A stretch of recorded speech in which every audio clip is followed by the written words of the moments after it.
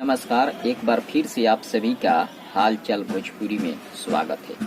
दोस्तों, खेसारी लाल यादव जी आज अपने गांव के सरकारी विद्यालय में लाइब्रेरी का उद्घाटन करने वाले थे, लेकिन उनका आज आना कैंसिल हो गया। जी हां, इसकी जानकारी खुद खेसारी लाल यादव के बड़े भाई हृदय यादव जी दिए हैं, जो कि आप लोग देख सकते हैं।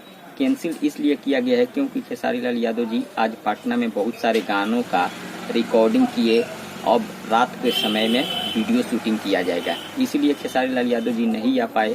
अब देखिए किस दिन उद्घाटन किया जाता है लाइब्रेरी का। फिलहाल आज खेसारी लाल यादव जी नहीं आए, जो कि बहुत सारे लोग फैन लोग मिलने के लिए उनके गांव पहुंचे हुए थे, लेकिन सभी लोग निराश होकर अपने घर लौट गए हैं। लेकिन जो भी है भाई, गलत हुआ है फैन के साथ, क्योंकि सभी को इंतजार था कि खेसारी लाल यादव आएंगे, लेकिन नहीं आए। चलिए कोई बात नहीं, जिस दिन आएंगे उस दिन मिल लीजिएगा। मिलते हैं अगले वीडियो में। धन्यवाद।